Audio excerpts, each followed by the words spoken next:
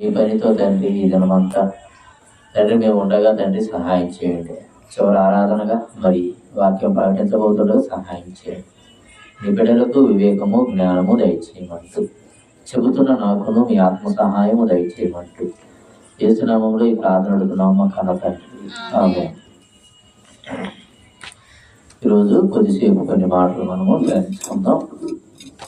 ధ్యానాంశముగా సేవకుని ఖరీదు అనే అంశాన్ని కొద్దిసేపు మనం ధ్యానించుకుందాం. సేవకుని ఖరీదు. మనము ఎన్నిటినో కొనుక్కుంటూ ఉంటాం, ఖరీదు పెట్టి కొనుక్కుంటూ ఉంటాం. ఒక ఫ్రిడ్జ్ కొన్నా కొంత ఖరీదు పెట్టి కొంటాం.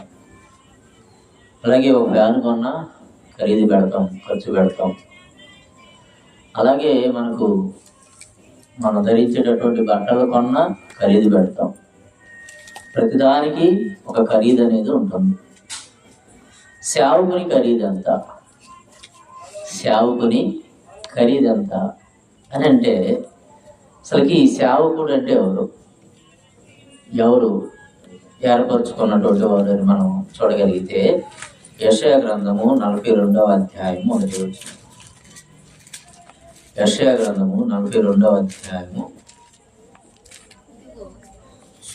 యెషయా గ్రంథము 42వ అధ్యాయము 1వ వచనం నుంచి, ఇదిగో నేను ఆదుకొను నా సేవకుడు, నేనేర్పరచుకొనిన వాడు, నా ప్రాణమునకు ప్రియుడు, అతని యందు నా ఆత్మను ఉంచి ఉన్నాను. అతడు అన్యజనులకు న్యాయము కనపరుచును. సేవకుడు అంటే ఎవరు అంటే దేవుడి చేత నియమింపబడిన సేవకుడు. ఏమంటాడు ఇక్కడ? ఇదిగో నేను ఆదుకోను నా సేవకుడు నా అన్నాడు దేవుడు అక్కడ. నేను ఏర్పరచుకొనిన వాడు, నా ప్రాణమునకు ప్రియుడు, అతని యందే నా ఆత్మను ఉంచి ఉన్నాను.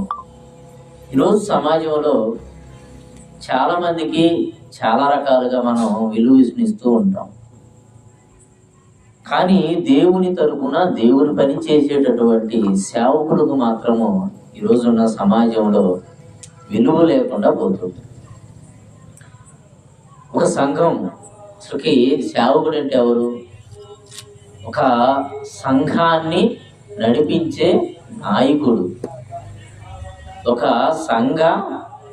సంఘాన్ని కాపాడే రక్షకుడు, కాపరి. సేవకుడు అంటే ఎవరు? ఒక సంఘాన్ని కాపాడే కాపరి, ఒక సంఘాన్ని రక్షించే రక్షకుడు సేవకుడు అంటే. దేవునికి మనిషికి మధ్యవర్తిగా ఉన్నవాడు సేవకుడు. ఎవరు? దేవునికి మనిషికి మధ్యవర్తిగా ఉన్నటువంటి వాడు సేవకుడు. దేవుడు ఏర్పరచుకున్నవాడు సేవకుడు అంటే చాలా మంది చిన్న చూపు చూస్తూ ఉంటారు. కానీ దేవుడు అన్నాడు, నేనేర్పరచుకొనిన నా ప్రాణమునకు ప్రియుడు, నా ప్రాణానికి ప్రియుడు, అతని యందు నా ఆత్మను ఉంచి ఉన్నాను. నా ఆత్మను అతని యందే ఉంది. ఎందుకంటే అతడు నీకు నా మాటలు అన్యజనులకు న్యాయము కనపరుచును. దేవుడు ఎరగనటువంటి ఎంతమందినో, దేవుడు తెలియని ఎంతమందినో, దేవుడు అంటే తెలియనటువంటి వారు ఎంతో మందిని దేవుని మాటలను చెప్పి దేవునికి దగ్గర చేసేవాడే సేవకుడు. దేవుని మాటలను చెప్పి దేవునికి దగ్గర చేసేవాడు సేవకుడు. మన దగ్గర బైబిల్ ఉందిగా, ఇక సేవకుడితో పనే ఉందంటే నీకు అర్థం కాదు. బైబిల్ నా దగ్గర ఉంది, నేను చదువుకుంటాను, నాకు అర్థమైంది అంటే నీకు అర్థం కాదు. ఒక సేవకుడు ఉండాలి. ఒక వాక్యము బయటకు తీసి చెప్పాలన్నా, ఒక దాన్ని వివరించాలన్నా, ఎందుకు అతనే సేవకుడే చెప్పగలడంటే అతని యందు నా ఆత్మను ఉంచి ఉన్నాను. ఒక సేవకుడి నోరు మాత్రమే దేవుని మాటకి ఇస్తాడు. ఒక సేవకుడు దేవుని మాట అంతకుముందు ఎక్కడ ఉండేది? దేవుని మాట ప్రారంభంలో ఒక దేవదూత వచ్చి చెప్పేది. దేవదూత వచ్చి, ఇదిగో యెహోవా సెలవిచ్చినది ఏమనగా అని, ఇదిగో అబ్రహాము నువ్వు ఎక్కడ నుండి, నీ తండ్రి ఇంటి నుండి నువ్వు వెళ్ళిపో అని ఎవరు చెప్పారు? దేవుని మాటను తీసుకొని ఒక దేవదూత వచ్చి చెప్పింది. ఒకప్పుడు దేవదూతలు వచ్చి మాట్లాడేవి. కొంతకాలానికి ఏమైంది? మోషే గారి కాలానికి ఒక ధర్మశాస్త్రముగా, మోషే గారి ద్వారా ధర్మశాస్త్రముగా వారికి ఇవ్వడం జరిగింది. ఈ పంచకాండాలుగా ఒక లిఖిత పూర్వకముగా దేవుడే ప్రారంభించి ఈ యొక్క ఆజ్ఞలను రాయటం, చదవటం, నేర్చుకోవటం, వీరు వాటిని పాటించటం. ఈ ధర్మశాస్త్రం ఇచ్చి ఆ ధర్మశాస్త్రాన్ని ప్రకటించడానికి ఒక గోత్రాన్నే ఎన్నుకున్నాడు. వాళ్ళకి ఏం పని లేదు. ఎవరిని ఎన్నుకున్నాడు ధర్మశాస్త్రం పాటించడానికి? లేవి గోత్రానికి దేవుడు ఎన్నుకున్నాడు. ఆ లేవీలు దేవుని పని చేయాలి, వాళ్ళకి ఏం పని లేదు. అంటే వాళ్ళు దేవుని పనిలో ఉండాలి. అంటే దేవుని పని చేయడానికి ఒక గోత్రాన్నే దేవుడు ఎన్నుకున్నాడు. అంటే దేవుని పని చేసేవారు ఉండాలా? ఉండాలి. ఎందుకు? ఈ రోజున సమాజం అంతా చెడిపోయింది, పాపంలో పడిపోయి ఉన్నది. ఇప్పుడు మనం పాపములో ఉన్న మనము ఇప్పుడు మారి రక్షణలోనికి వచ్చామంటే కారణం ఎవరు? ఒక సేవకుడేగా. ఇప్పుడు నేను ఉన్నాను, నేను రక్షణలోనికి వచ్చానంటే సుందరరావు గారే. సుందరరావు గారి వాక్యం నా దగ్గరికి వచ్చింది, సేవకుడు ఒక్క మాట నా దగ్గరికి వచ్చింది, నా చెవుల్లోకి వెళ్ళింది, నా హృదయంలోకి వెళ్ళిపోయింది. హృదయంలోనికి వెళ్ళి నేను మార్పు చెందిన తర్వాత మీరందరూ కూడా ఏదో ఒక సేవకుడి యొక్క మాటలు వినే మీరందరూ మార్పు పొందారు. దేవుడేమో డైరెక్ట్గా దోతలు పంపలా. అంటే సేవకుడి పని అంటే ఎంతో మంది తాగుబోతులు మారిపోతున్నారు, ఎంతో మంది మరి దొంగలు మారిపోతున్నారు, నరహంతకులు మారిపోతున్నారు. దేనికి? దేవుని మాటకి. ఎవరి మాట అది? దేవుని మాట. ఎక్కడి నుండి వచ్చింది? సేవకుడి నోటి నుండి వచ్చి రావటం వల్ల. సేవకుడి వల్ల ఉపయోగం ఏంటంటే ఒక సమాజాన్ని, ఒక సంఘాన్ని, ఒక సమాజాన్ని మార్చేటటువంటి శక్తి దేవుడు సేవకుడికి ఇచ్చాడు. కుటుంబాన్ని విడిచిపెడతాడు, బంధువులు విడిచిపెడతాడు, చుట్టుపక్కల ఉన్నటువంటి వాళ్ళందరినీ విడిచిపెడతాడు. ఇదిగో ఒక సంఘాన్ని నమ్ముకొని వస్తాడు. అని ఖరీదంతా ఉచితంగా చెప్పాలా? దేవుడు ఏమన్నాడు? ఇందాక పొద్దున మనం చదివాము సామెతల గ్రంథం 4వ అధ్యాయం. సామెతల గ్రంథము 4వ అధ్యాయము. జ్ఞానమును సంపాదించుకున్నట్టే జ్ఞానమునకు ముఖ్యాంశము నీ సంపాదన అంతా ఇచ్చి బుద్ధి సంపాదించుకో. నీ సంపాదన ఇచ్చి బుద్ధి సంపాదించుకో. జ్ఞానం నీకు ఎలా వస్తుంది? నీవు ఖర్చు చేసి జ్ఞానం నేర్చుకోవాలి. దేవుడు చెప్పింది ఉచితంగా చెప్పమన్నాడు. ఎక్కడ? ఆ దేవుడు ఉచితంగా చెప్పమన్నాడు. ఉచితంగా చెప్పమంది ఏంది? ఉచితంగా చేయమంది ఏంది? మత్తయి సువార్త 10వ అధ్యాయం. అసలు సేవకుడి విలువ ఈ రోజున్న సమాజానికి అర్థం కావట్లా. మనం చూడగలిగితే మత్తయి సువార్త 10వ అధ్యాయం 5వ వచనం చూడగలిగితే యేసు ఆ 12 మంది శిష్యులను ఏర్పరచుకున్నాడు. వాళ్ళు దేవుని మాట ప్రకటించడానికి వెళ్తున్నారు. వీళ్ళు వెళ్తున్నారా? 12 మంది పంపుచు వారిని చూచి వారికి ఆజ్ఞాపించినదేమనగా మీరు అన్య జనుల దారులకు వెళ్ళకుడి, సమరయుల ఏ పట్టణములోను ప్రవేశింపకుడు గాని ఇశ్రాయేలీలోని నశించిన గొర్రెల యొద్దకే వెళ్ళుచు పరలోక రాజ్యము సమీపించున్నదని ప్రకటించుడి. రోగులను సువార్తను మీరేం చేయాలా? ప్రకటించండి. ప్రకటించున్నటువంటి క్రమంలో అప్పుడు రోగులు మీ దగ్గరకు వస్తారు. స్వస్థపరచండి, చనిపోయిన వారిని లేపుడి. ఎవరికి చెబుతున్నాడు ఇది? యేసు పంపిన శిష్యులకి. మనకు అప్లై కాదు ఇది. బైబిల్ కాలానుగుణంగా చదవాలి. చనిపోయిన వారిని లేపుడి, కుష్టు రోగులను శుద్ధులుగా చేయుడి, దెయ్యములను వెళ్ళగొట్టుడి, ఉచితముగా పొందితిరి గాని ఉచితముగా ఇయ్యండి. ఏమన్నాడు? ఉచితంగా మీరు పొందారు, ఉచితంగా ఇవ్వమన్నాడు. ఏమన్నాడు? ఒక స్వస్థత గాని, ఒక చనిపోయిన వ్యక్తిని తిరిగి లేపటం గాని, ఒక చనిపోయిన దెయ్యములను వెళ్ళగొట్టడం గాని, ఇదంతా మీరు ఉచితంగా పొందితిరి. మీరు ఉచితంగా దీనిని ఇవ్వండి. కింద మీ సంచులను బంగారమునైనను వెండినైనను రాగినైనను ప్రయాణముల కొరకు జాలినైనను 2 అంగీలనైనను చెప్పులనైనను చేతికర్రనైనను సిద్ధపరచు కొనకూడి. సంచులు తీసుకోండి. సంచుల్లో బంగారం ఉండకూడదు, ఏమేమనకూడదు, బంగారం వద్దు, మీరు బంగారం తీసుకెళ్ళమాకండి, వెండి తీసుకెళ్ళమాకండి, రాగినొద్దు, ప్రయాణము కొరకు జాలినైనను 2 అంగీలు 2 జతలు, 1 జత బట్టలతో వెళ్ళిపోండి. మీరు వెళ్ళిపోడా 2 అంగీలనైనను చెప్పులనైనను చేతికర్రను సిద్ధపరచుకోడు పనివాడు తన ఆహారమునకు పాత్రుడు కాడా. ఏం వెతికాలి మాకండి, మీరేం మీ అమ్మట ఏం వెతికారు, 1 జత బట్టలు. మరి ఇవి మనకి వీళ్ళకి అన్నిటికి తిండి ఏంటి, వీళ్ళు మరి బట్టలేంటి, వీళ్ళకి చెప్పులేంటి అంటే, వెళుతున్న వారి దగ్గరికి వెళ్ళిన తర్వాత వారే సేవకుడిని చూసుకోవాలి. ఇక సేవకుడి బాధ్యత. మరియు మీరు ఏ పట్టణములోనైనను గ్రామములోనైనను ప్రవేశించినప్పుడు అందులో ఎవడు యోగ్యుడో విచారణ చేసి అక్కడ నుండి వెళ్ళు వరకు అతని వెంటనే బస చేయండి. యోగ్యుడు ఎవరో ఉంటారు, దేవుని యందు భయభక్తులు గలవారు ఎవరో ఉంటారు, వాళ్ళ ఇంట్లో ఉండండి. అతను మీకు చెబుతాడు, మీకు పెడతాడు, బస చేయండి, అక్కడే బస చేయండి. ఆ ఇంటిలో ప్రవేశించుచు ఆ ఇంటి వారికి శుభమని చెప్పుడి. ఆ ఇల్లు యోగ్యమైనదైతే మీ సమాధానము దాని మీదకి వచ్చును. సేవకుడు చేర్చుకోవడం అంటే ఏంటి, దేవుని చేర్చుకున్నట్టే.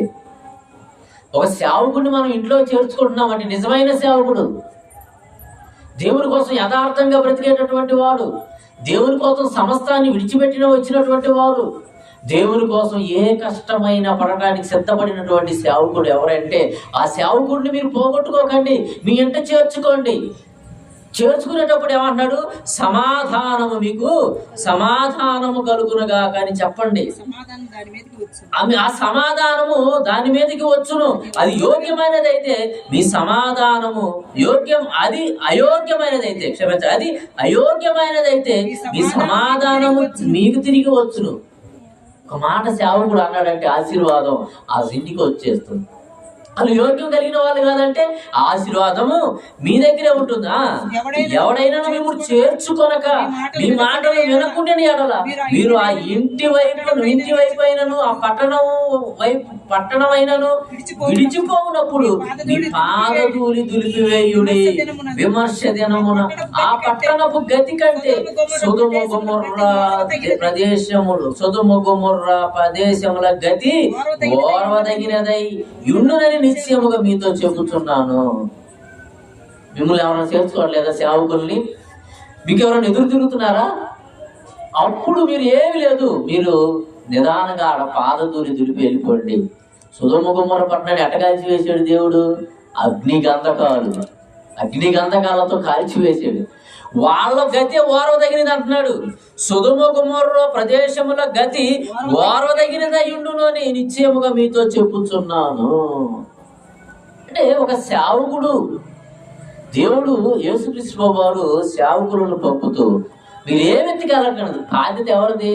ఒక సేవకుడిని పోషించాల్సినటువంటి బాధ్యత కుటుంబాలను వదిలిపెట్టి మన దగ్గరకు వచ్చినప్పుడు ఆ సేవకుడు నిజమైన సేవకుడు అయితే అతన్ని పోషించవలసిన బాధ్యత మన మీద ఉన్నది. ఆ సేవకుడు బాధపరచకూడదు.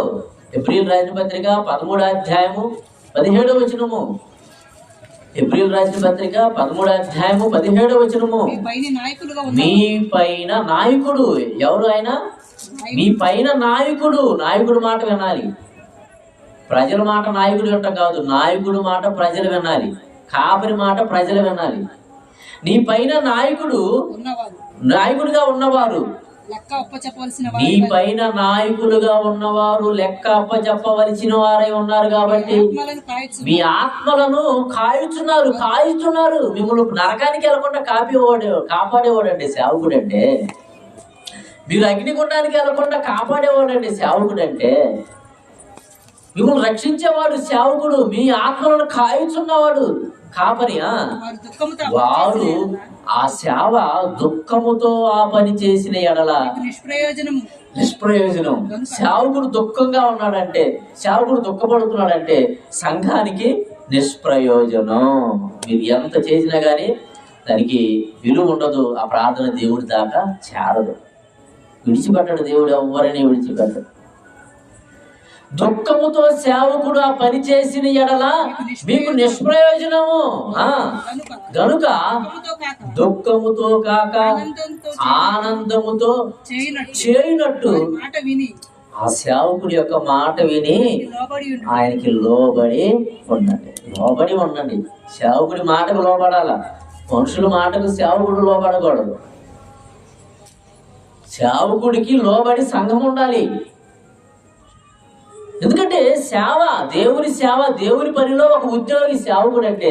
ఒక సంఘం, దేవుని సంఘాన్ని కాచే కాపరి. 28 అపోస్తుల కార్యములు 20వ అధ్యాయం 28వ వచనం చూడగలిగితే,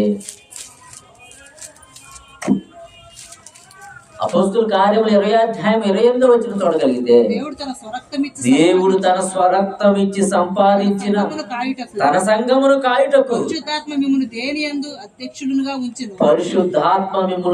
యందు అధ్యక్షులుగా ఉంచెను ఆ యావత్తు మందని గూర్చి మీ మట్టికి మిమ్మల్ని గూర్చి జాగ్రత్త. మంద జాగ్రత్త, మీరు జాగ్రత్త. సంఘం ఎవరిది? సంఘం నీది కాదు, నాది కాదు, దేవునిది. దేవుడు తన స్వరక్తం ఇచ్చి సంపాదించాడు సంఘాన్ని. ఆ సంఘం మీద సేవకుడిని నాయకుడిగా ఉంచాడు. సేవకుడు అంటే ఎవరనుకున్నావా? దేవుడితో సమానం. దేవుడి మాట చెప్పేవాడు. యోహాను సువార్త 12వ అధ్యాయం 26వ వచనం. యోహాను సువార్త 12వ అధ్యాయం 26వ వచనం. ఒకడు నన్ను సేవించిన ఎడల నన్ను వెంబడింపవలెను. అప్పుడు నేను ఎక్కడ ఉండును అక్కడ ఎవరుంటారు? నా సేవకుడు కూడా ఉంటాడు. ఎవరి దగ్గర? దేవుని దగ్గర. ఒకడు నన్ను వెంబడించిన ఎడల ఒకడు నన్ను సేవించిన ఎడల నన్ను వెంబడింపవలెను. అప్పుడు నేను ఎక్కడ ఉంటానో అక్కడ నా సేవకుడు కూడా ఉంటాడు. ఒకడు నన్ను సేవించిన ఎడల నా తండ్రి అతనిని ఘనపరుచును. నన్ను సేవించిన ఎడల నన్ను ప్రేమిస్తున్నావా? నువ్వు దేవుడిని ప్రేమిస్తున్నావు చెబుతున్నావా? 1 యోహాను 4:20 కూడా రాస్తాడు దానికి సమాధానం. ఒకడు దేవుడినేమో ప్రేమిస్తున్నాడంట, సహోదరుడినేమో ద్వేషిస్తున్నాడంట. దేవుడిని ప్రేమిస్తున్నాడు, సహోదరు అంటే ఒక సేవకుడిని ద్వేషిస్తున్నాడు అనుకోండి. దేవుడినేమో నేను ప్రేమిస్తున్నాను. 1 యోహాను రాసిన పత్రిక 4వ అధ్యాయం 20వ వచనం. యోహాను గారు రాసిన మొదటి పత్రిక, ఎవడైనను నేను దేవుని ప్రేమించున్నానని చెప్పి తన సహోదరుని ద్వేషించిన ఎడల అబద్ధం, నువ్వు అబద్ధికుడివి. దేవుడు నీ దగ్గర ఉండడు. దేవుడు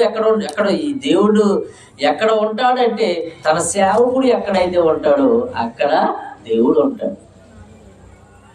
ఒకడు దేవుని ప్రేమిస్తున్నానని చెప్తున్నాడంట, తన సహోదరునేమో ద్వేషిస్తున్నాడంట. అప్పుడు అతను ఏమవుతున్నాడు? అబద్ధికుడు అవుతున్నాడు. తాను చూచుచున్న సహోదరుని ప్రేమించని వాడు చూడని దేవుణ్ణి ప్రేమింపలేడు. నువ్వు అబద్ధికుడు. ప్రేమ పెట్టాడండి, ప్రేమ తత్వం సహోదరులు దేవుడే పెట్టాడు. ప్రేమ కలిగి ఉండాలి. సేవకులను గౌరవించాలి. సేవకులను గౌరవించాలి. ఒక సేవకుడు దూరం అయితే ఒక సంఘము, మాస్టర్ లేని పిల్లలు ఎట్లుంటారు? అట్లా అయిపోద్ది అనమాట. విశ్వాసంలోంచి కూడా తొలగిపోయేటటువంటి పరిస్థితి వస్తుంది అనమాట. కాబట్టి సేవ జరగాలంటే సేవకుడిని చూసుకోవాల్సిన బాధ్యత ఎవరి మీద పెట్టాడు? సంఘం మీద పెట్టాడు. సువార్త ప్రకటించువాడు సువార్త వలన జీవించాలి అంటాడు. కొరింథీయులకు రాసిన మొదటి పత్రిక 9వ అధ్యాయము 29వ అధ్యాయము. కొరింథీయులకు రాసిన మొదటి పత్రిక 9వ అధ్యాయము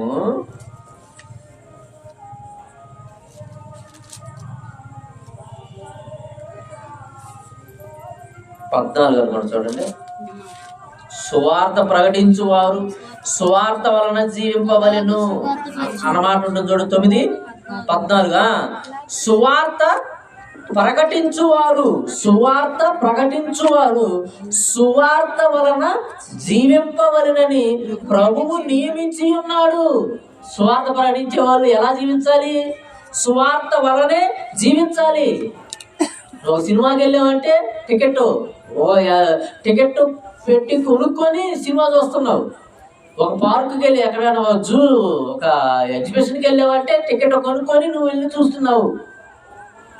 అలాగే ప్రతిదీ మనం ఏం చేస్తున్నాం, కొనుక్కుంటున్నాము.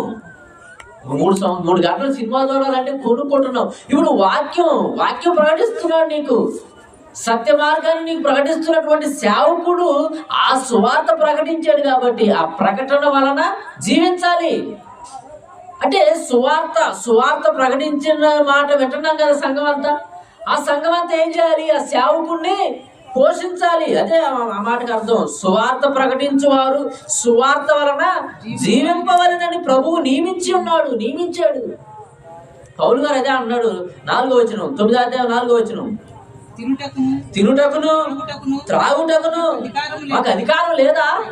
సువార్త ప్రకటిస్తున్నావు, మీరు తినటానికి తాగడానికి మాకు అధికారం లేదా? తప్పిన అపోస్తుల వలెను, ప్రభు యొక్క సహోదరుల వలెను, కేఫా వలెను,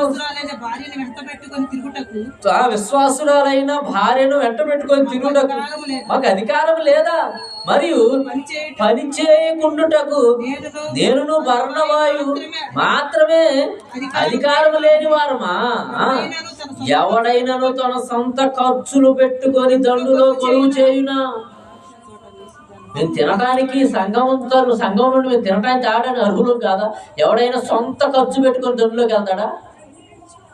సొంత ఖర్చుతో. ఇప్పుడు నేను యుద్ధం జరుగుతుంది, నా ఖర్చులు పెట్టుకొని నాకు 50,000 తీసుకొని సొంత ఖర్చులతో మరి కాశ్మీర్ వెళ్ళి యుద్ధం చేస్తానా?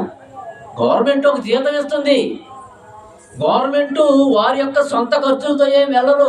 గవర్నమెంట్ ఒక ఎంప్లాయీని ఏర్పరచుకొని వారికి ఏం చేస్తుంది, జీతం ఇస్తుంది. సొంత ఖర్చులతో ఎవరు యుద్ధానికి వెళ్ళడు. ఎవడైనాను తన సొంత ఖర్చులు పెట్టుకొని దండులో కొలువు చేయునా? ద్రాక్ష తోట వేసి దాని ఫలము తినని వాడెవడు? మందను కాసి మందపాలు త్రాగని వాడెవడు?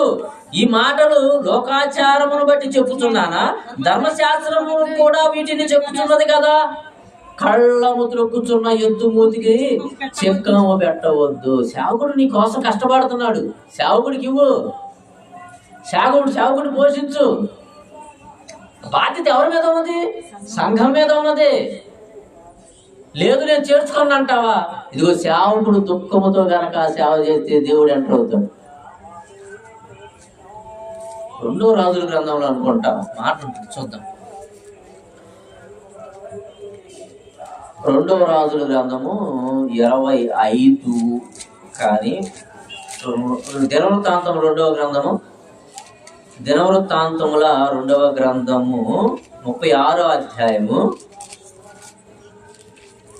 14వ వచనం అనుకుంటే చూద్దాం. 36 దినవృత్తాంతాలు. అంటే మందిర విషయంలో, అంటే సేవకుల విషయంలో సేవకులను అపహాసం చేసిన వాళ్ళని, సేవకులను దూషించిన వారిని దేవుడు అన్నాడు మీరు మరి ఎక్కువైన తీర్పు మీదకి వస్తుంది అన్న మాట ఉంటుంది. అదే నాన్న, దేవుని దూతలను ఎగతాళి చేస్తూ వచనం అంతా 16వ వచనం. 2వ దినవృత్తాంతములు 36వ అధ్యాయం 16వ వచనం. వారు దేవుని దూతలను ఎగతాళి చేయొచ్చు. దేవుని దూతలు అంటే ఎవరు? దేవుని దూతలు ఎవరు? దేవుని మాట ప్రకటించేవాళ్ళు, ప్రకటన చేసేటటువంటి వారిని ఏం చేస్తున్నారు? సేవకులు అన్నమాట. దేవుని దూతలను ఎగతాళి చేయొచ్చు, ఆయన వాక్యములను తృణీకరించుచు, ఆయన ప్రవక్తలను హింసించుచు రాగా అంటే కంటిన్యూ అవుతుంది. ఇది కంటిన్యూ అవుతుంది. దేవుని సేవకులను హింసించటము, దేవుని సేవకులను దూషించటము, దేవుని సేవకులను తృణీకరించటము, దేవుని ప్రవక్తలను హింసించడం, అది కంటిన్యూ అవుతుంది ఇశ్రాయేలీయులలో. ఇది కంటిన్యూ అవుతుంటే దేవుడు కింద ఏమన్నాడు? నివారింప శక్యము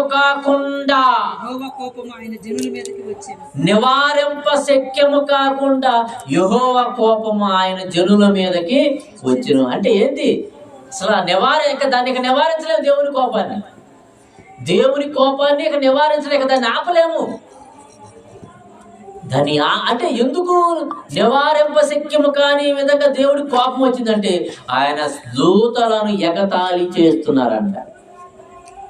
దేవుడి దూతలు చూడండి, ప్రతి ఒక్కడికి ప్రతి ఓడికి పనికి మనం 10 రూపాయలు సందా వేసి 100 రకాల ప్రశ్నలు వేస్తాడు.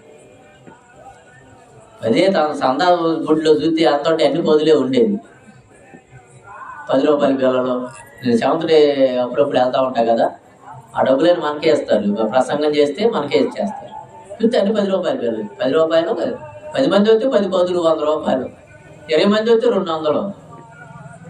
అంటే ఆ దేవునికి ఇచ్చే దాంట్లో కొంత ఇచ్చి సేవకుడిని దూషిస్తున్నారు. అసలు దేవుడి సేవకుడికి విలువనివ్వాలి. దేవుని తరపున వచ్చినటువంటి సేవకుడు అది ఉచితంగా చెప్పడం కాదు. నేను మనం ఆచరణలో వెళ్ళానండి, 1 గంట ప్రసంగం చేశా, 5,000 రూపాయలు ఇచ్చారు.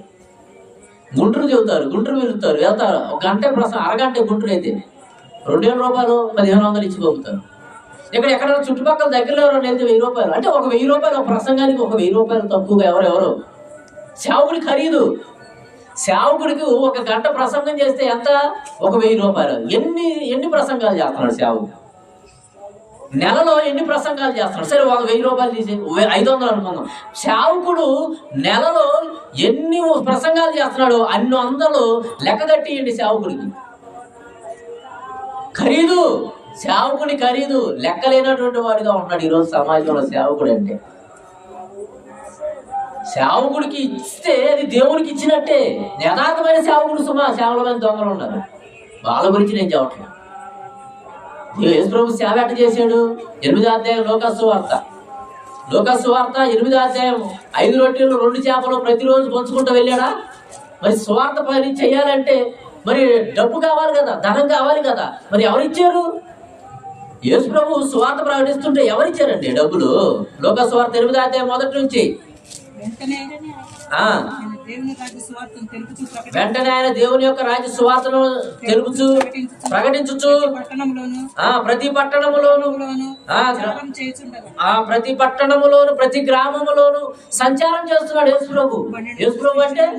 యేసు ప్రభు అంటే ఆయనే కాదు, ఆయనతో పాటు 12 మంది శిష్యులు ఉంటారు, చాలా మంది బోల్డ్ మంది ఉంటారు. మరి ఖర్చు ఎవరు? ప్రతిసారి ఏమి ఆయన 5 రొట్టెలు చేపలు పంచలా, ప్రతిసారి పంచలా. అది సందర్భానుసారంగా కొన్ని సూచక్రియలు చేశాడు ఆయన. ఇప్పుడు ఆయన వెంబడించేవారు ఎవరు? 12 మంది శిష్యులను, అపవిత్రాత్మలను, వ్యాధులు పోగొట్టబడిన కొందరు స్త్రీలను, అనగా 7 దయ్యములు వదిలిపోయిన మగ్దలే అనబడిన మరియయు, హేరోదు యొక్క గృహ నిర్వాహకుడకు పూజ భార్యకు యోహన్నయు సూసన్నయు ఆయనతో కూడా ఉండేది. వీరును ఇతరులు అనేకులను తమకు కలిగిన ఆస్తితో యేసుప్రభుని వెంబడి తిరిగిన వాళ్ళు స్త్రీలందరూ ఏం చేశారు? తమకు కలిగిన ఆస్తితో ఉపచారము చేయొచ్చు వచ్చిరి. మరి అందరికి భోజనాలు ఎక్కడండి? అందరికి భోజనాలు ఎలా? చాలా మంది వెంబడిస్తారు, 12 మందిని చూసుకోవాలా, ఆయనతో పాటు మరి స్వస్థ పొందిన వాళ్ళు అందరూ వస్తున్నారు. ఎవరు సేవ చేయాలంటే ఏంటి? మన యొక్క కష్టార్జితాన్ని దేవుని పనికి ఇవ్వాలి. సేవకుని ఖర్చు పెట్టాలి, దేవుని ఖర్చు పెట్టినట్టే. కాబట్టి వారు తమ కలిగిన ఆస్తితో వారికి ఉపచారము చేస్తూ వచ్చిరి. దేవుని మాట అంటే విలువ కలిగినదండి. ఆ విలువ తెలిసినటువంటి పౌలు గారు ఫిలిప్పీలకు రాసినటువంటి పత్రిక 3వ అధ్యాయం, ఫిలిప్పీలకు రాసినటువంటి పత్రిక 3వ అధ్యాయము, ఫిలిప్పీలకు రాసినటువంటి పత్రిక 3వ అధ్యాయము, సమస్తమును పెంటతో పోల్చుకో 11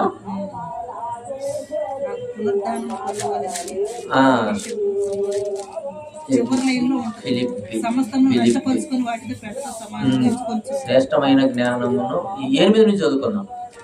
ఫిలిప్పీలకు రాసిన పత్రిక 3 నిశ్చయముగా నా ప్రభు అయిన యేసుక్రీస్తును గూర్చిన అతి శ్రేష్టమైన జ్ఞానము. జ్ఞానాన్ని బోధించేవాడు సేవకుడు. ఆ జ్ఞానము నిమిత్తమై సమస్తమును నష్టముగా ఎంచుకొనిచున్నాను. దేవుని పని నిమిత్తము, దేవుని జ్ఞానము నిమిత్తము సమస్తమును నష్టముగా ఎంచుకొనిచున్నాను.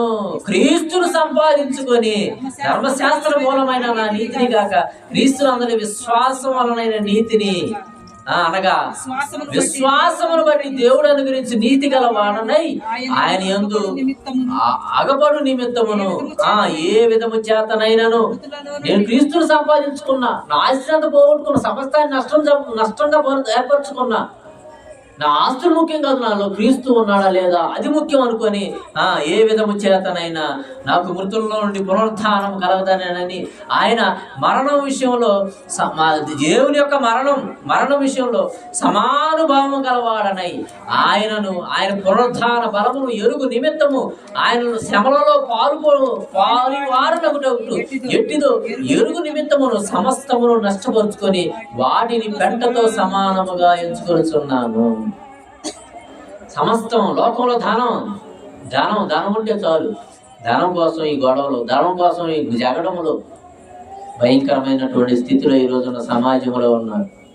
జాగ్రత్త. సేవకులు అంటే పౌలు గారు ఎంత సమస్తాన్ని నష్టంగా ఏర్పరచుకున్నాడు ఆ జ్ఞానం సంపాదించుకోవడం నిమిత్తం. ఏమంటే ఆయన సువార్త ప్రకటిస్తున్నాడు, కొరింథీయులకు సువార్త ప్రకటిస్తుంటే కొరింథీ సంఘం ఆయనను పట్టించుకోలేదంట. కొరింథీయులకు రాసిన పత్రిక, కొరింథీయులకు రాసిన 2వ పత్రిక 11వ అధ్యాయము 7-8 వచనాలు. కొరింథీయులకు రాసిన 2వ పత్రిక 11వ అధ్యాయము, కొరింథీయులకు రాసిన 2వ పత్రిక 11వ అధ్యాయము 7వ వచనం చదవగలిగితే, మిమ్ములను హెచ్చింపగలనని నేను కొరింథీ సంఘంలో చెబుతున్నా, దేవుని యొక్క సువార్తను ఉచితముగా ప్రకటించుచు నన్ను నేనే తగ్గించుకొనొచ్చు. నేను నేనే తగ్గించుకొనినందున నేనేం పాపం చేశానా అంటే ఉచితంగా మీకు చెబుతున్నా. మీరా వినేవాళ్ళు కానీ మీ వల్ల నాకేం ఉపయోగం లేదు. ఏమన్నాడు మళ్ళా చదువు అది, మిమ్మల్ని హెచ్చింపవాలని, మీరు ఆత్మీయంగా మిమ్మల్ని ఆత్మీయ ఎగుదలలో ఉంచాలని హెచ్చింపవాలని మీకు దేవుని సువార్తను ఉచితముగా ప్రకటించు నన్ను నేనే తగ్గించుకొనినందున పాపమేం చేశానా? నేను మీకు ఉచితంగా సువార్త ప్రకటించి నేనేమన్నా పాపం చేశానా? కింద మీకు పరిచర్య చేయుటకై ఎవరికి పరిచర్య చేయడానికి? కొరింథీయులకు పరిచర్య చేయడానికి నేను ఇతర సంఘముల వలన జీతము పుచ్చుకొని వారి ధనము దొంగిలిన వాడనైతిని. అర్థమైంది ఈ మాట? మీకేమో సువార్త ఏమో మీ ఊర్లో చెబుతున్నా, సువార్త ఏమో ఎక్కడ చెబుతున్నాను, కానీ మీరేమో ఉచితంగా అంటున్నారు. కానీ మీ వల్ల ₹1 కూడా మరి సేవకుడికి ఇవ్వటం అలా. ఇప్పుడు అవసరవంతంలో ఉన్నటువంటి సేవకుడిని ఎరిగినటువంటి కొంతమంది ఏం చేశారంటే, వాళ్ళు ఇదిగో పలానా చోట పౌలు గారు పరిచయం చేస్తున్నారని చెప్పని ఇతర సంఘములో ఇస్తున్నారంట. ఏమన్నారు ఇక్కడ? నేను మీకు పరిచర్య చేయుటకై నేను ఇతర సంఘముల వలన జీతము పుచ్చుకొని వారి ధనము దొంగిలిన వాడనైతిని. నేను వారి ధనమును దొంగిలిన వాడనైతే అంటే వాళ్ళకి చెప్పటల్లా, మీకు స్వార్థ ప్రకటిస్తున్నా, కానీ మీరు ₹1 కూడా ఇవ్వటంలా. పనివాడు జీతానికి పాత్రుడు, నూర్చడి ఎద్దు మూతికి చెక్కం పెట్టవద్దు, మీరు సంచులు తీసుకుని వెళ్ళాలని మీ బాధ్యత అంతా సంఘమే భరిస్తుందని చెప్పని దేవుడు చెప్పాడు. వాక్యం కొనుక్కోవాలి మీరు. వాక్యం ఒక సమయం వచ్చేసరికి వాక్యం దొరకదు మీకు. సేవకుల్ని ఇప్పుడు 10 మంది నీతిమంతులు ఉన్నా సుధమ కుమార ప్రాంతాన్ని కాపాడుతామంటే కాపాడతా అన్నాడు. 10 మంది నీతిమంతులు చాలు, 10లో ఒక్కడు తక్కువ అయ్యాడా? ఒక నీతిమంతుడిని మనం ఉంచే విధంగా చూడాలి, పోగొట్టే విధంగా చూడకూడదు. పోతే గ్రామానికి పట్టణానికి ప్రమాదం అండి. దేశాన్ని ప్రేమించడం అంటే ఏంటి? దేశమును ప్రేమించమన్నా మంచి అన్నది పెంచాలి, మంచిని పెంచాలి, చెడు పెంచకూడదు. మంచి వ్యక్తులు పెంచాలి, మంచి వ్యక్తులు ఉండాలి, మంచి ప్రసంగాలు రావాలి, మంచిని పెంచే పనిలో ఉండాలి. మంచిని తుంచే పనిలో ఉండవా అది నీకే నష్టం. ఎవరికైనా కానీ మీకే నష్టం. అది భయంకరమైన నివారింప శక్యము కాని కోపము మీ మీదకి వస్తుంది అన్నాడు. దేవుని చేతిలో పడుట భయంకరం, బహుభయంకరం అన్నాడు. ఇక్కడ కొరింథీ సంఘంలోనేమో సేవ చేస్తున్నాడు పౌలు గారు. కొరింథీయులు పట్టించుకోవట్లా, పౌలు గారిని పట్టించుకోవట్లా. మరి నీకు ఉచితంగా ప్రకటించి నేను పాపం చేస్తానని అడుగుతున్నాడు. సేవకుడు, నిజమైన సేవకుడు అడగడం. దేవుడు ఏదో రూపంలో పక్కన ఉన్నటువంటి సంఘాల వారు వాళ్ళు వచ్చి ఏం చేస్తున్నారు, సహాయం చేస్తున్నారంట. మీకు పరిచర్య చేయుటకై నేను ఇతర సంఘముల చేత జీతం పుచ్చుకొని వారి ధనమును దొంగిలిన వాడినైతిని, మరియు నేను మీ యొద్దనున్నప్పుడు నాకు అక్కర కలిగి ఉండగా. సేవకుడికి అవసరాలు ఉంటాయి కదండి, కుటుంబం, భార్య, పిల్లలు, ఆరోగ్యం, ఎన్నో శ్రమలు ఉంటాయి, ఎన్నో బాధలు ఉంటాయి, కుటుంబ సమస్యలు ఉంటాయి. మరి అన్నిటిని పోషించాల్సిన బాధ్యత, సేవకుడిని పోషించాల్సిన బాధ్యత సంఘం మీద ఉన్నది. ఇప్పుడు అవసరం ఉండవు, పౌలు గారికి కూడా అవసరతలు ఉన్నాయి. కొరింథీ సంఘం ఏం పట్టించుకోవట్లా, కొరింథీని పట్టించుకోవట్లా. నాకు అవసరతలు ఉండగా ఏమన్నాడు అక్కడ, మరియు నేను మీ యొద్దనున్నప్పుడు నాకు అక్కర కలిగి ఉండగా నేను ఎవరి మీదను భారము మోపలేదు. నాకు అక్కర ఉన్నది, నాకు అవసరం ఉన్నది, కానీ మిమ్మల్ని ఎవరు నేను అడగలేదు. కానీ మాసిదోనియా నుండి సహోదరులు వచ్చి నా అక్కరను తీర్చిరి. మాసిదోనియా నుండి సహోదరులు వచ్చి నా అక్కరను తీర్చిరి. ప్రతి విషయములోను నేను మీకు భారముగా ఉండకుండా జాగ్రత్త పడితే ఇక ముందును జాగ్రత్త పడతాను. ఇక ముందు కూడా మాసిదోనియా సంఘం వాళ్ళు వచ్చి పౌలు గారిని పోషించారు. వాళ్ళు ఏమైనా గొప్ప వాళ్ళు అనుకున్నారు ఏంది, వాళ్ళు ఏమైనా ధనవంతులు అనుకున్నారు ఏంది. 8వ అధ్యాయం 2వ వచనం, 8వ అధ్యాయం. సహోదరులారా, మాసిదోనియా సంఘములకు అనుగ్రహింపబడి ఉన్న దేవుని కృపను గురించి మీకు తెలియజేస్తున్నాము. ఏలయనగా వారు బహుశ్రమ వలన పరీక్షింపబడగా అత్యధికముగా సంతోషించిన, మరియు వారు నిరుపేదలైనను వారి దాతృత్వము బహుగా విస్తరించెను. నిరుపేదలు మాసిదోనియా వాళ్ళు, కానీ సేవకుడి విలువ తెలిసినవారు, సేవకుడి విలువ తెలిసినటువంటి వాళ్ళు. కాబట్టి కొరింథీలో ఉన్న అక్కయ్య ప్రాంతం అక్కడికి వెళ్ళి సేవకుడు అక్కడ ఉన్నాడు. ఆ సేవకుడికి మనం సహాయం చేయాలి. నిరుపేదలైనా కానీ ఆ సేవకుడికి సహాయం చేశారు. అక్కడ ఉందా, అవసరం ఉందా అన్నాడు పౌలు గారు. నాకు అక్కరగా ఉన్నాను, మీకు నేను భారం కాల. అవసరతలు ఉంటాయండి సేవకులను అవమానించే సేవకుడిని చక్కగా చూసుకోవాలి. మాసిదోనియా వారు గొప్పవారు, ఘనులు అన్నాడు. ఏమంటే ఫిలిప్పీలు రాసిన పత్రిక 4వ అధ్యాయం, ఒక మాసిదోనియా సంఘము, ఒక ఫిలిప్పు సంఘమే. ఫిలిప్పీలే మరి పౌలు గారి యొక్క పరిచర్యలో బాగా సహాయం చేసినట్టుగా మనకు కనబడుతుంది.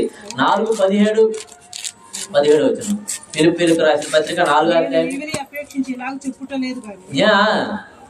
మీ లెక్కకు విస్తార ఫలము 15-16. ఫిలిప్పీలకు రాసిన పత్రిక 4వ అధ్యాయము 15-16 వచ్చిన ముగించుకుందాం. ఫిలిప్పీయులారా, నేను సువార్తను బోధింప ఆరంభించి మాసిదోనియా నుండి వచ్చినప్పుడు ఇచ్చు విషయములోను పుచ్చుకొని విషయములోను మీరు తప్ప మరి ఏ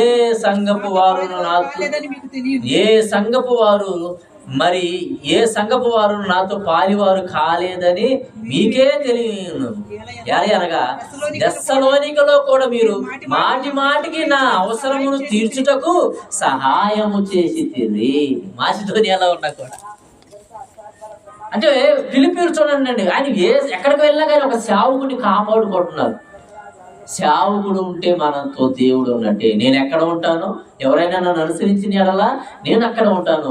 అప్పుడు నా దగ్గర నా సేవకుడు కూడా ఉంటాడు. శిలువను గురించినటువంటి వార్త నశించిన వారికి వెర్రితనమా అన్నాడు దేవుడు. అంటే దేవుని వాక్యం ఎన్ని రోజులు అన్నగలుగాక నశించిన వారికి దేవుడి వాక్యం ఎక్కదండి. ఇంకా దేవుని తెలుసుకోబోతే అలా ఇన్ని సంవత్సరాల నుంచి ప్రార్థనకి వెళ్తున్నాం, ఇన్ని సంవత్సరాల నుంచి ఎదుగుతున్నాం ఆత్మీయంగా. ఇంకా మనకి మూలపాఠాలు, ఇక చిన్నపిల్లలు 1వ తరగతి చదివినట్టు ఇంటర్మీడియట్ లో కూడా అమ్మాయిని రాయరంటే బొమ్మాయి అన్నాడు. అంటే అమ్మాయిని రాయరా బాబు అంటే ఇంటర్మీడియట్కి వెళ్ళిన తర్వాత బొమ్మాయి అన్నాడంట. బొమ్మ ఎందుకు వేసాడు? చిన్నపిల్లడు, నీకు తెలియదు కాబట్టి అమ్మ బొమ్మ వేసి, అమ్మతో నీకు తొందరగా ఆ బంధం ఉంది కాబట్టి ఇదిగో అమ్మ అని రాయటం జరుగుతుంది. బొమ్మ వేసి అమ్మ, అంటే అమ్మేగా, ఈ అంటే ఇల్లేగా. ఇప్పుడు చదువు పాట పడుకున్నాము. కాబట్టి ఈ సంఘముల వలన చూడండి, సహాయము పౌలు గారికి మాటికి అంటే ఏలయనగా దెస్సలోనికలో కూడా మీరు మాటి మాటికి నా అవసరం తీర్చుటకు సహాయం చేసితిరి. నేను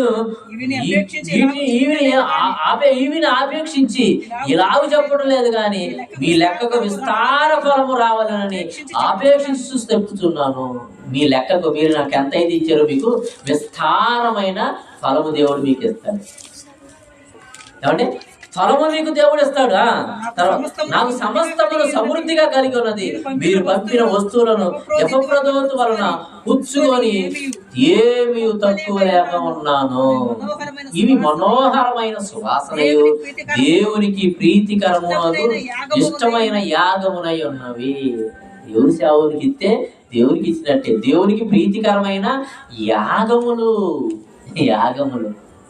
ఎవరైనా కానీ ఒక సంఘాన్ని నమ్ముకొని వచ్చినటువంటి సేవకుడు యథార్థవంతుడైతే ఆ సేవకుడిని పోషించవలసిన బాధ్యత సంఘం మీద ఉన్నది. ఎవరో వాళ్ళు సేవకుడు అంటే 42 ఏమన్నా నేను ఏర్పరచుకున్న నా సేవకుడు, నేను ఏర్పరచుకున్నాను నా సేవకుడిని, ఆయన ఎందే నా ఆత్మను ఉంచి ఉన్నాను. ఆయన ఎందు సేవకుడు అంటే ఏమనుకున్నారు? దేవునికి మనిషికి మధ్య ఉన్నటువంటి మధ్యవర్తి. దేవుని మాట ప్రకటించి అనేకులు మార్చేవాడు. ఎంతో మంది సేవకులు ఉండబట్టే తండ్రి, ఎంతో మంది సేవకులు ఉండబట్టే ఈ రోజుల సమాజంలో. మొన్న నేను గుంటూరు వెళ్ళాను. గుంటూరు వెళ్తే ఒక ముసలాయన నడవడానికి కూడా ఇబ్బంది పడుతూ ఒక బండి, ఆయన మామూలుగా ఉన్నప్పుడు బండి మీద కూర్చొని వెళ్తూ ఉంటాడు. ఇక్కడ మెట్లు స్లాబ్ ఉండేది కదా, దాని మీదకి మనకి స్ట్రక్చర్లు పోవడానికి దాని మీద నడుచుకుంటూ వస్తున్నాడు. నేను నుంచో చూస్తున్నాను. చాలా మంది వెళ్ళిపోతున్నారు. చాలా మంది ఒక 100 మంది దాకా వెళ్ళిపోయారు. ఆయన ఒక అడుగు వేయడానికి దాదాపు 2-3 నిమిషాలు టైం తీసుకొని మెల్లిగా ఎక్కుతున్నాడు. కొడుకు హాస్పిటల్లో ఉన్నాడంట, చూడటానికి అని వచ్చాడు. ఎవరు పట్టించుకోవట్లా. నేను చూశాను, తీసుకొని నేను వెళ్ళి చెయ్యి కొట్టుకోగానే ఆయన అన్నాడు, అయ్యా ప్రపంచం ఇంకా ఎలాగ ఉందంటే ఇలాంటి మంచి వాళ్ళు ఉండటం వల్లేనయ్యా, లేకపోతే ఇది ఎప్పుడు నాశనం అయిపోయేదాన్ని. ప్రపంచం ఇంకా నాశనం అయిపోవాలి, దుష్టుల వల్ల ప్రపంచం నాశనం అయిపోవాలి. ఇంకా ఇది నాశనం అవ్వకుండా ఉందంటే ఇదిగా ఇలాంటి మంచి వాళ్ళు ఉండబట్టి ఇంకా నాశనం అవ్వకుండా ఉందన్న అన్నమాట. అంటే మంచివారు అంటే ఈ మంచి అనేది మనకి ఎక్కడి నుంచి వస్తుంది? బైబిల్ను బట్టే. మంచి పెంచాలంటే ఎవరు ఉండాలా? సేవకుడు ఉండాలి. సేవకుడు జోడికి వెళ్ళిన వాడు దేవుని యొక్క ఇందాక ఏమన్నాడు? చెప్పన సఖ్యము కాని విస్తారమైనటువంటి కోపం అజనుల మీదకి వస్తుంది. దేవుని చేతుల్లో పడుట భయంకరం. కోరి కష్టాలు తెచ్చుకోవద్దు. సేవకుడు సంతోషంగా, దుఃఖంతో కాదు. సేవకుడు దుఃఖంతో కాదు, సంతోషంగా సేవ చేయాలి.